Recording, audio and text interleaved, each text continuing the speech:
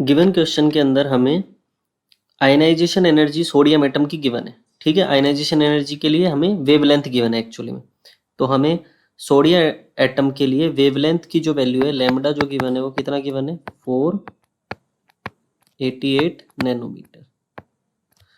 ठीक है, तो ये क्या करता है, एक सोडियम एटम को आयनाइज कर देता है। मतलब आपको गिवन है कि सोडियम से सोडियम प्लस बनाने के लिए कितनी एनर्जी की रिक्वायरमेंट होगी, तो उसके करस्पॉन्डिंग लैम्डा गिवन है। तो आप एनर्जी निकाल सकते हो। तो एनर्जी कैसे निकाल सकते हो, एनर्जी हम निकाल सकते हैं इसी को, इसके लिए जो एनर्जी चाहिए होती है उसको आयनाइजेशन एनर्जी कहते हैं। इस प्रोसेस के लिए एनर्जी कैसे निकालेंगे, energy is equal to S C by lambda.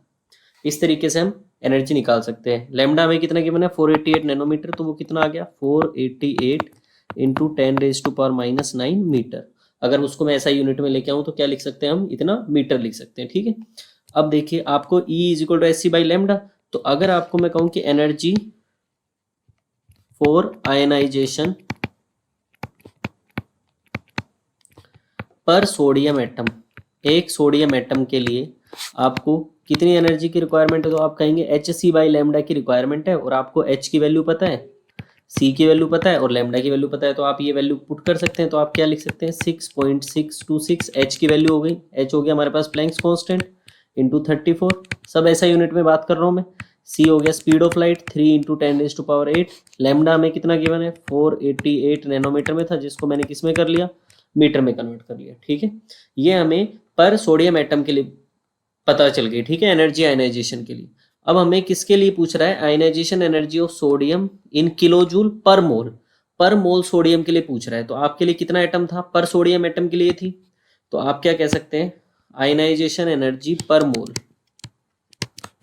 आप क्या कह सकते हैं इस केस में कि आयनाइजेशन एनर्जी पर मोल। तो पर मोल के लिए क्या करेंगे आप ionization energy for one sodium atom, sodium के लिए क्या लिख सकते हैं 1 Na एटम इनटू उसको किससे मल्टीप्लाई कर देंगे आप, एवोगैड्रो नंबर से मल्टीप्लाई कर देंगे। ठीक है, इसका मतलब एक सोडियम एटम के लिए हमें एनर्जी पता है, उसको Na से मल्टीप्लाई कर दिया तो हमें क्या पता लग जाएगी, एक मोल सोडियम एटम के लिए, एक मोल सोडियम एटम के लिए आयनेशन एनर्जी पता लग जाएगी। तो ये एनर्जी कितनी निकल के आएगी, ये एनर्जी निकल के आएगी आपके पास 6.626। इसकी वैल्यू तो हमें पता है जो अभी हमने कैलकुलेट करी थी, S C by lambda divided by 488 into 10⁻⁻⁹।